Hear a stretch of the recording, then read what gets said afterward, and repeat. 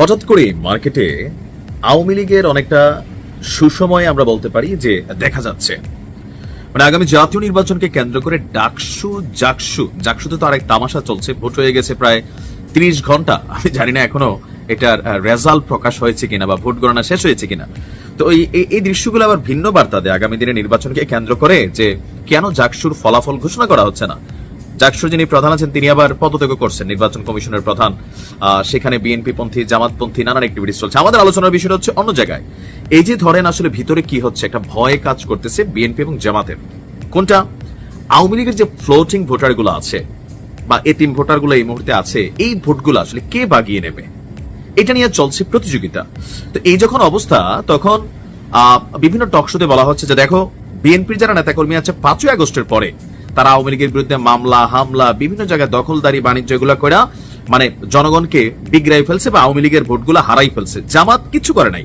5 আগস্টের পরবর্তী জামাত কিছু না করে বরং টেকনিক্যালি ভালো ভালো ব্যবহার করতেছে, কোথাও মারামারি নাই, কোনো পিটাপিটি নাই, মামলা হামলা ওইরকম দিচ্ছে না। স্বাভাবিকভাবে আওয়ামী লীগের নেতাকর্মীরা মনে করছে যে না, দেখো জামাত তুলনামূলক নিরাপদ, তো এই কারণে তারা জামাতে ভোট দিচ্ছে। এই আলোচনাগুলো যখন হচ্ছে তো বুঝতে পারতেছেন আওয়ামী লীগের একটু ছাড় ভাব আছে। এই সুযোগে গতকালকে বাংলা মোটরে এনসিপির অফিসের সামনে আওয়ামী লীগ যে খেল দেখাইছে ভাই, এই খেলে সরকার আরো অ্যালার্ট হয়েছে। সরকারের মধ্যে টেনশন তৈরি হচ্ছে যে আসলে কি হতে যাচ্ছে, জাতীয় নির্বাচনের আগে কি জানি ঘটে। মানে আওয়ামী লীগের প্ল্যান পরিকল্পনা কি কোনোভাবেই কিন্তু দমানো যাচ্ছে না। মিছিলের সংখ্যা বাড়তেছে, সাইজ বড় হচ্ছে। কথা বলছি গতকালকে বিকেল 3টার দিকে বাংলা মোটরের সামনে যে দৃশ্যপট আমরা দেখলাম, রাজধানীর বাংলা মোটরের রূপায়ণ টাওয়ার, আপনারা জানেন যে এখানে এনসিপির অফিস। তো রূপায়ণ টাওয়ারের সামনে থেকে হোটেল ইন্টারকন্টিনেন্টালের দিকে মিছিল করে আওয়ামী লীগের কয়েকশো নেতাকর্মী, 2, 4, 10, 15 জন না, 100 জন না, কয়েকশো। কিন্তু এ সময় তারা বলছিল শেখ হাসিনা আসবে, বাংলাদেশ আসবে, জয় বাংলা, জয় বঙ্গবন্ধু, বিভিন্ন স্লোগান। তো পরবর্তী সময় আপনার পুলিশের কাছে খবর যাওয়ার পরে পুলিশ এসে এখানে ধাওয়া দেয়। তো ওই সময় একটা মোটরসাইকেল সহ 6 জনকে আটক করেছে পুলিশ।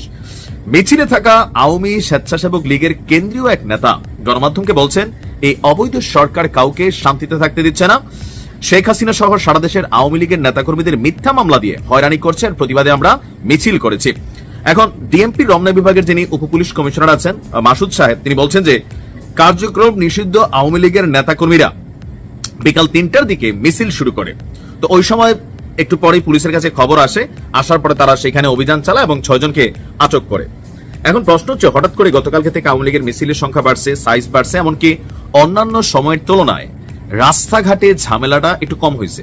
দেখেন পুলিশের কাজ হচ্ছে আইনকে বাস্তবায়ন করা। পুলিশ আওয়ামী লীগের কার্যক্রম নিষিদ্ধ করলে তারা গ্রেপ্তার করবে, কিন্তু অন্যান্য সময় আমরা যেমনটা মাঠে দেখছি যে আওয়ামী লীগের মিছিল নামলে বিএনপি অথবা জামাত বিভিন্ন জায়গায় তারা আওয়ামী লীগকে প্রটেস্ট করেছে, ধৈরা তোলাই দিচ্ছে, স্থানীয় থানা পুলিশে দিচ্ছে, বা রাস্তা থেকে ধৈরা নিয়েও নেতা পেলে থানায় দিয়ে দিচ্ছে।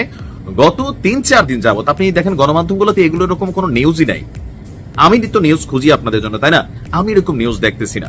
কারণ এখন দুই দলের মধ্যে একটা কনফিউশন তৈরি হয়েছে। ডাকসুর নির্বাচন জামাতের স্পিড 100 বাড়াই দিছে, আর ডাকসুতে জামাতের এই জয়ের পেছনে আওয়ামী লীগের ভোটগুলা কানেক্টেড। এই বক্তব্য যখন মির্জা আব্বাস সাহেব দিলেন, আরো বিভিন্ন নেতারা দিলেন, তখন থেকে লোকাল যে নেতাকর্মীরা আছে বা এমপি প্রার্থীরা আছেন জামাতের বা বিএনপির, তারাও কিন্তু তাদের নেতাকর্মীদের সম্ভবত নির্দেশনা দিয়ে দিছে যে সন্ত্রাসী অপরাধী না হইলে সাধারণ আওয়ামী লীগার যারা ছিল রাজনীতি করছে এদেশে, তখন বৈধ রাজনীতি করছে, তো এদেরকে ডিস্টার্ব করো না, কারণ একজনের ধরলে মিনিমাম 20টা ভোট নষ্ট। ধরেন এখন বিএনপির যে কোনো একজন নেতা আওয়ামী লীগ করতে কোনো একটা কর্মীর একটা থাপ্পড় দিল, এই থাপ্পড়ের রেজাল্টে তার 20টা ভোট নষ্ট হচ্ছে। কিভাবে? যারে মারলো তার পরিবার, তার যদি বউ বাচ্চা থাকে শ্বশুরবাড়ির পরিবার, আবার বোন আছে বোন বিয়ে দিলে বোনের পরিবার, ভাইয়ের পরিবার, ভাইয়ের শ্বশুরের পরিবার, আবার বাড়ির চাচা জেঠা, আবার দলীয় ভোট, এটা কিন্তু হচ্ছে। সো একটু মনে হয় আওয়ামী লীগ এই জায়গাটাতে এখন একটু ক্লিয়ারেন্স পাচ্ছে, আর এই কারণে মিছিলের সংখ্যা এবং মিছিলের সাইজ বড় হচ্ছে। তবে সরকার টেন্সড, নির্বাচন যত দ্রুত সম্ভব দিবে, এটা তার কোনো ভুল না। জয় ডক্টর ইউনূস, এই স্লোগান দেন, এখন আর এটা নিয়ে কোনো ভেজাল হবে না। আপনি যে কোনো জায়গায় ধাওয়াও খাবেন না, অথবা আপনাকে কেউ ডিস্টার্বও করবে না। বাট যখনই আপনি জয় বাংলা বলবেন, জয় বাংলা, জয় বঙ্গবন্ধু বলবেন, তখনই আপনাকে ধাওয়া দেওয়া হবে, দৌড়ানো হবে, পিটানো হবে, আপনি গ্রেপ্তার হবেন। একই দৃশ্যপট আওয়ামী লীগ সরকারের আমলও ছিল। তখন ইসলামী একটা স্লোগান, যদিও এটা জামাতের কি বলে স্লোগান হিসেবে পরিচিত, যে নারায়ে তাকবীর আল্লাহু আকবার, এটা কি আসলে জামাতের নিজস্ব কোনো স্লোগান? এটা একটা ইসলামিক স্লোগান, কিন্তু এটাকে দিলেই তখন আপনার উপরে জঙ্গি টঙ্গি তকমা দিয়ে গ্রেপ্তার করা হইতো। আর এখন এই যে জয় বাংলা, জয় বাংলা কি আওয়ামী লীগের নিজস্ব স্লোগান, বাট আওয়ামী লীগের দখলে নিছে। এখন এই যে জয় বাংলা বলে রাস্তায় নামতে গেলে কি হচ্ছে, সরকার খুবই হার্ড অবস্থানে আছে। এই মুহূর্তে আওয়ামী লীগের পুঙ্গি বাজানোর জন্য সরকারের পক্ষ থেকে যা যা দরকার ঠিক তাই করা হচ্ছে। এর মাঝখানে মাঠের রাজনীতিতে নতুন একটা পরিবর্তন আমরা দেখছি যে বিএনপি এবং জামাত আওয়ামী লীগকে নিয়ে কে কার সাথে তলে তলে যোগাযোগ করতেছে, কে কার ভোট বাগায় নিবে সেটা নিয়ে কিন্তু একটা কনফ্লিক্ট দেখা দিচ্ছে। এই সুযোগে আওয়ামী লীগ মনে করছে মাঠে নেমা যাই, মাঠে নেমা স্লোগান দেই অথবা একটা মিছিল করি, যেন পলিটিক্যালি নিজেদের অবস্থান জানানো যায়। তবে সালাউদ্দিন সাহেব বলছিলেন যে জয় বলে এক জায়গায় 1.5 কিলোমিটার দূরে গিয়া বাংলা বলে, এটা আসলে তিনি কোথায় শুনতে পেয়েছেন আমি জানি না। তবে আমি যতগুলো মিছিল দেখছি সেখানে জয় বাংলা একসাথেই বলছে। তবে আজকে প্রস্তুতি দেখেন, ঢাকায় যে কোনো ধরনের মিছিলকে, আওয়ামী লীগের যে কোনো মিছিলকে প্রতিহত করার জন্য সরকারের কিন্তু প্রশাসনের প্রতি স্ট্রং নির্দেশনা আছে, ডক্টর ইউনূসের কঠিন নির্দেশনা আছে। তো এই নির্দেশনার পরপরই আইন শৃঙ্খলা বাহিনীর গোয়েন্দা তৎপরতা অনেক গুণ বেড়ে গেছে। ঢাকায় একটা ঝটিকা মিছিলের প্রস্তুতি চলছিল যে হঠাৎ করে রাস্তায় নামবে তারা। এখন আওয়ামী লীগের মিছিল কিন্তু বড় হচ্ছে, 2-4 জন নিয়ে না, 200-500-1000 মানুষও বিভিন্ন জায়গায় দেখা যাচ্ছে।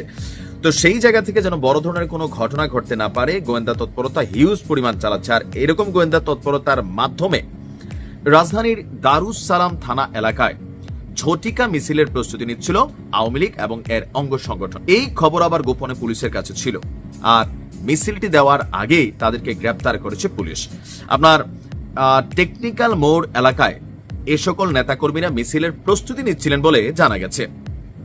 ডিএমপির মিডিয়া পাবলিক রিলেশনস বিভাগের উপকমিশনার বলছেন যে বেলা 3:40 দিকে টেকনিক্যাল মোড়ে আওয়ামী লীগ এবং এর অঙ্গ সংগঠনের নেতাকর্মীরা ঝটিকা মিছিলের প্রস্তুতি নিচ্ছিল। খবর পেয়ে পুলিশের টহল দল দ্রুত ঘটনাস্থলে যায় এবং স্থানীয় লোকজনদের সহযোগিতায় তাৎক্ষণিকভাবে 12 জনকে গ্রেপ্তার করা হয়। পুলিশের উপস্থিতি টের পেয়ে অন্যরা পালিয়ে যান।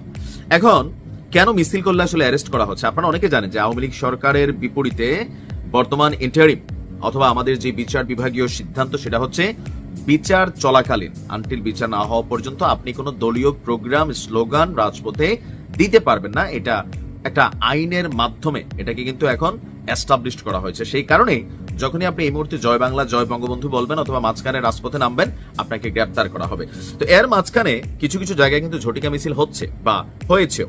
এখন আওয়ামী লীগের হঠাৎ করেই অনেকটা ডিমান্ড বেড়ে গেছে ডাকসু নির্বাচনের পরে। বিএনপির অভিযোগ ছিল যে উপরে উপরে জামাত ইসলাম তারা আওয়ামী লীগকে চায় না, আওয়ামী লীগের ব্যাপারে সাবধান থাকবেন। বিএনপিকে সতর্কতা করলেও তারা আসলে তাদের যে পুরানা টিম, মানে আওয়ামী লীগের ভিতর থেকে তো ছাত্র শিবির বের হয়ে আসছে, লাস্ট যে রাজনীতিটা ছিল, তো সেখানে তারা আসলে আওয়ামী লীগের নেতাকর্মীদের ভালো করে চিনে তলে তলে যোগাযোগ করে ভোট টোটগুলা বাগায় নিচ্ছে। এটা হচ্ছে বিএনপির বক্তব্য। তো এই মুহূর্তে যারা আওয়ামী লীগের রাজনীতিতে রাজপথে নামার পরিকল্পনা করছেন অথবা চিন্তা করছেন, মিছিল দিয়ে চলে আসছেন, সমস্যা নাই, কিন্তু আপনাকে খুঁজে বের করার জন্য সরকার সর্বোচ্চ এফোর্ট দিচ্ছে। একজনের ছবি যদি খালি চিনা যায় তো তারে গ্রেপ্তার করলে বাকিদের নাম ঠিকানা এমনিই চলে আসতেছে। দেখেন যেটা ভালো মনে করেন এই মুহূর্তে কি করণীয়, কোনটা করলে রাষ্ট্রের ভালো হবে খারাপ হবে একটু বোঝা উচিত। তারপরেও রাজনীতি আইন মানে না, রাজনীতি কৌশলে চলে, রাজনীতি মাঝে মাঝে গায়ের জোরেও চলে। দেখা যায় কি হয়। ভালো থাকুন।